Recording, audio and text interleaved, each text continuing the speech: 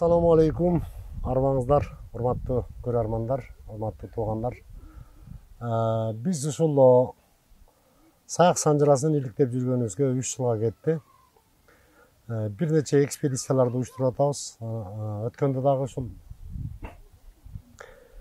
Кемин жергесине, Ат башыга, Нарын жергесине экспедициялык сапар менен барып келдик. Ошондо чүйрөнүн былтыр дагы кыдырганбыз. Анан быйыл дагы ошо калып калган айылдарды кыдырып, ошол Кой Ташта биздин туугандар бар деп угуп, ушул жерге өткөндө келип жолугуп кеткенбиз туугандарга. Анан биздин азыркы коногубузду тааныштыралык. Бул ушул айылдын тургуну, ушул жерде саяктардын энеси Гүлөсал эне, өзү 87 жашта. Анан ошол Ке учугун жанагы булардын уругу саяктын ичинде саяк катаган, же болбосо катаган саяк деп аталат да. Катаган саяктардын чыгышы, бул санжырасын айтсак, Сурантай, Муратай бир аталыктарын, Сүйүнчбек, Эшенгарек, Эшенгаректен Дайырбек, Дайырбектен 5 бала кетет. Ошонун бир аталыгы Молдошакир. Молдошакирден Куртка Түгөл деп айтып жүрөбүз. Кадимки Түгөл бай Эрешимге Шарпкула атын жортулга Эрешим аттанганда берген. Ошол Түгөлдүн экинчи аялынан Маңгыт жалгыз, экинчи энеден. Ошо Маңгыттын биринчи аялынан Курмангожо, экинчи аялынан Кудайбакты, жана үчүнчү аялынан Хан Турсундун карындашы Кызылгыс энебиз да. Ошо Кызылгыс энебизди Маңгытка баш байлаган, ошо Маңгыттан Сүйөркул, Казыгул, Эсиркемиш деген 3 атабыз туулган. Ушул Сүйөркулдун кайра балдары Меңдугул, Бокой, Ормотой, Токтомуш деп кетет. Ошол Ормотой атабыздан дагы 4 балалык кетет да.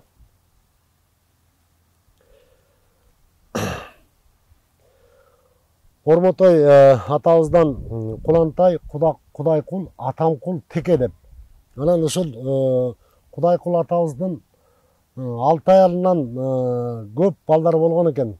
Ушул 6 аялынын 5-чи аялы, 5-чи энебизден Акжол, анан Сапар деген болгон экен да. Ушул Сапардан Черикчи. Анан ушул Черикчинин балдарын издеп таппай жүрдүк элек, ошо Сапар атанын балдарын издеп таппай жүрдүк элек. Ошол Черикчи атабыздын тукумдары ушул Кой Таш айылынан чыгып атат. Кой Таш деген мына атына жараша заты бар. Ушундай кереметтүү жерде жаратылышта отурабыз ушул энебиз менен. Ушул энебиз ошол Черикчи атабыздын бияка кантип келип калганын билет экен. Анан ошол Жумгалдагы биздин санжыра иликтеп жүргөн Турат Токтобеков деген дагы жигитибиз, тууганыбыз бар. Ошонун айтуусу боюнча ошол Черикчиден Жумгалда билингени Көрөңкөй, Байгөнчөк, Көкүнбай, Келдибек деген балдар бар экен деп айтылат да.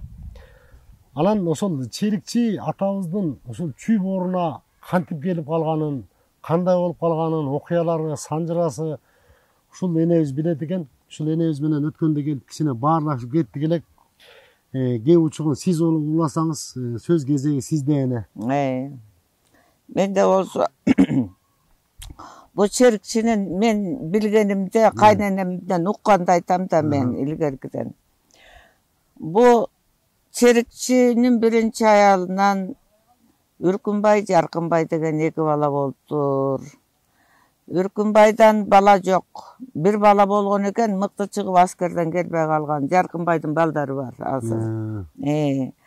Анан бул биз экинчи аялынан бир бала болуптур. Ал бала кун тартып калып, тайлары көлөген, көргө кетип калыптыр. Мына ушул маалга жери биз издеп таппай жүрөбүз. Дайыны жок, Дайыны жок. Черикчинин бир аялынан, экинчи аялынан.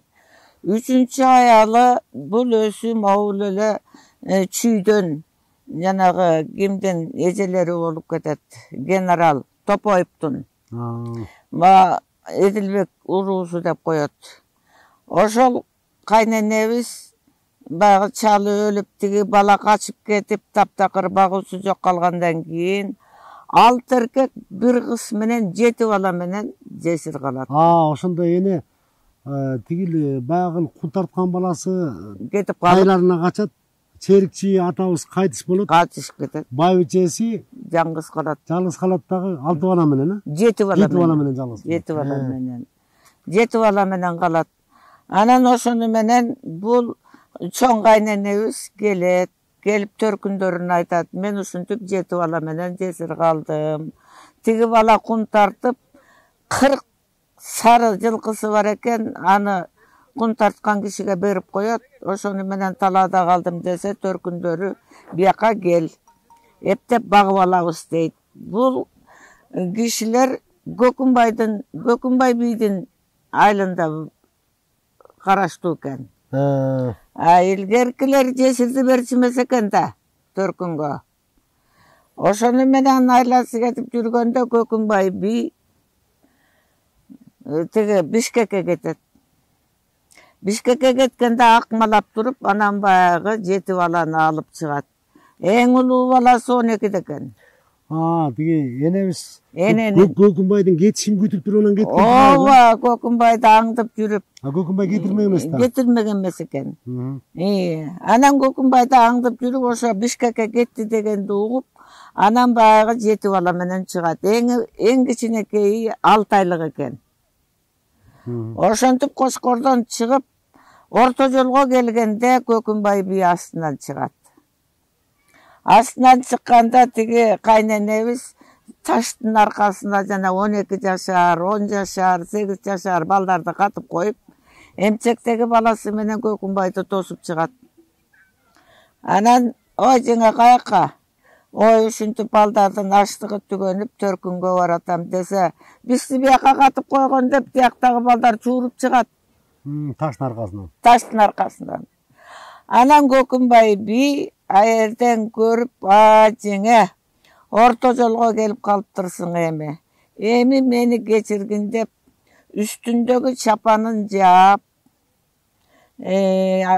тиги Бишкектен алып бараткан асык майда чүйданын баарын берип, азык түлүктү берип, кечирим сурап, анан жөнөп кетет.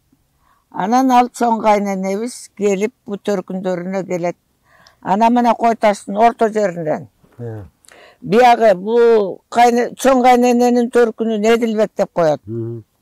Биягынан бир Эдилбек, биягынан ортого койгула жетимдерди.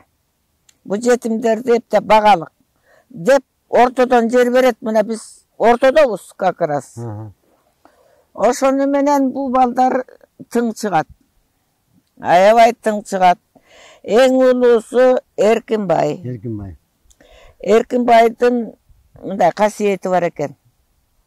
Эгерде бирөө жамандап бирдеме кылып атса, сырасы билип койчу экен жарыктык. Эркинбайдан бир уул авылда. Авылдадан Касым, Касыбай, Жолдубай, Сооронбай, Турсунбек деген балдар болот. Эми ал балдардын Касыбайда өтүп кетти, Касымда өтүп кетти, Жолдубайда өтүп кетти, Сооронбайда өтүп кетти, Турсунбекте өтүп кетти, эми анын балдары бар. Ошо черикчинин канча баласы бар экенин айтып бериңизчи. Черикчинин Эркинбай 6 бала болгон. Мына Эркинбай, Эрибай, Теңизбай, Сегизбай, жанагы Жаңгасы деген жок болуп калды, Кенжегосу. Жаңгасы дегенде баласы бар беле? Ооба, Жаңгасы деген бир баласы бар экен, 27 жашында өлүп калды. Анда тукум калбаптыр да. Тукум калган жок. Анан эң кенжеси Кенжегосу менен балдары бар бу жерде. Жанагы Нурбек ошонун чөбөрөсү. Ошол азыр ушул жерде анда ошол черикчи атадан тараган Эркинбай, Эрибай. Эркинбайдан бар, Эрибайдан бар, Теңизбайдан бар, Сегизбайдан бар, Кенжегосудан бар. Анан Жаңгасыдан тукум жок. Жаңгасыдан тукум жок. Анан жанагы Үркүнбай, Жаркынбай деп атпайбызбы, экинчи аялдан. Жаркынбайдан бала бар. Үркүнбайдан бала жок. Үркүнбайдан bir бала болгон экен, аскерге кетип ошо бойдон келбей калган. Калган тукумдун баары ошол жерде бүгүн. Баары түгөл. Баарынын чөбөрөлөрү, неберелер, кыбыралары бар. Ошол эне сиздер дагы ушинтип туугандар келет деп мындай жакшы чай уюштуруп, Ооба. бизди тосуп алып, кучак чайып, аябай биз ошого сүйүнүп, курсант болуп атабыз, өтө кубанычтабыз. Айтпа, ким? Айланайын, эми бул ынтымак деген эң жакшы да. Ынтымак бар жерде ырыс бар дейт. Ынтымак бар жерде бардыгы жок болгондун баары табылат. Жыгылгандын баары турат. Бул ынтымак деген эң касиеттүү, айланайын, ынтымак ыдырабасын. Ынтымакка чакырып сага келген сага чоң рахмат. Сага Кудай өмүр берсин, ден соолук берсин, жарыгым ушу саяктарды чогултуп, жетатасын билбеген эме деп коет да. Жетесиз кул дейт. Теги жетесиз, теги жок деп. Жетесиз кул деп коет. Теги жок да жетатасын билбеген. Анан эми биз мына Черикчиге жериле билебиз, Черикчинин атасы ким экенин билбейбиз. Ошо Черикчинин атасы Сапар деп өдүк да, Сапар. Сапардын атасы. Сапар Акчол экөө бир тууган. Бул ал Сапардын атасы жанагы эме болот атат. Кудайкул. Ошо Кудайкулдун баш аягы бир айтылышта 9 аялы болгон дейт, бир айтылышта 6 баласы болгон дейт. Анан ошол Кудайкулдун ошол 6 аялынан бир айтымда 9 аялынан дейт. Ошол 6 аялынан болгондо Кудайкулдан биринчи аялынан Салымбек, Надырбек, Алчаш 3 болуп кетет.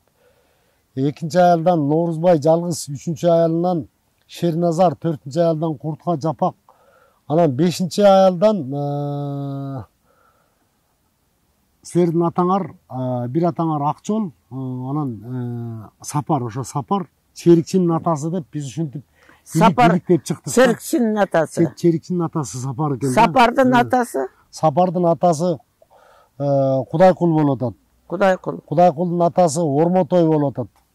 Ормотойдун атасы Сүйөркул, Сүйөркулдун атасы Маңгыт.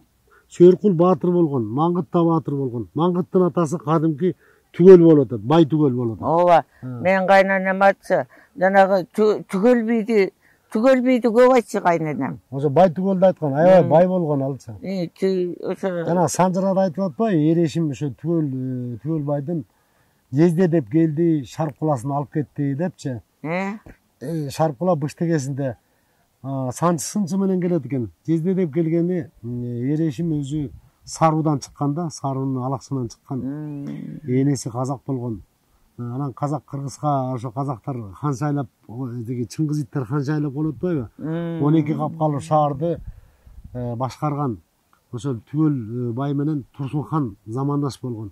Анан хан Турсундун кызы Кызылы Сенеден силердин тукумуңар кетет да. Ошону Маңгыт Калперов менен Сүйөркул, Казыбул, Эсиркебиш деген 3. Ошол Түгөл бийди көп айтчы да кайненем. Эми ал кезекте биз жашпыз. Анан бир Муса деген агабыз бар болчу. Өтүп кетти, балдары бар. Ошол биз мышыктан бөлүнөбүз. Эле дей берчи. Ал мындай деген Санжыра бар. Ошол Саяктын атасы Чакыр деп, анын атасы Мышык деп коет. Бул жалган Санжыра. Биз себептенде түйүскө жерин тактап атабыз. Мисалы, Түгөлдүн атасы Түгөл Кутка менен бир тууган да, анын атасы Молдашакирдин атасы Дайырбек, Дайырбектин атасы Эшенгарек, анын атасы Сүйүнчбек, анын атасы Муратай деп. Ошо Муратайдан Жусупбек, Сүйүнчбек деген аталыктар тараган да. Анан жанагы Жусупбектен бул көлдүктөр, тетиги тоостордо тургандар, түн катар түнтөй эли таяктар, ушулар тарайт Жусупбектен. Жана Өйречекти дегендер, Кайдулат саяк дегендер, Алагөз саяк дегендердин баары ошондон тарайт. Ошентип. Анан бизде жаман эмес, Кудайга шүгүр, балдар чоңоюп өсүп атат. Силерге чоң рахмат. Ошо өткөндө да келгенде ошо Черикчинин жанагы 6 баласынын баарын балалык балдары бар. Айтып бербедиңиз. Биз ошону жазып алдык. Дагы Кудай берсе тактайбыз. Ооба, тактагыла. Сизден Кудай таалам ыраазы болсун. Карысы бардын, нырсы бар дейт эне. ушинтип ошол кайненеңизден уккан санжыра боюнча да ошол Ооба. келип черикчини сапарга кошуп атасыз. Ушу сапардын баласын таппай атканбыз да, черикчиген эмне көрсөтчү ушундай экен да. Чоң рахмат эне. Силерге Өмүр берсин сизге, кылым жашаңыз. силерге могу баштаган ишиңер байсалдуу болсун. Жолуңар шыдыр болсун. Жандаганыңар имам Масан Павелдин кыдыры колдосун. Жараган. Атаңыз келсин. Бу жет атаны түптөгөн эң сооп, эң жакшы жарыгым. Могул ынтымакты чогулткан бул сооп, эң жакшы. Шариатта да жакшы бул. Мына биздин жашообузда да жакшы. Иши кылып асманыңар ачык болуп, Алла Таалам бийиктигин берсин, силерге даражасын берсин. Саяк бүткөндүн баарын бир мушсумга чогултуп ынтымакка келтирген эң жакшы бул. Эң чоң сооп жарыгым, силерге чоң.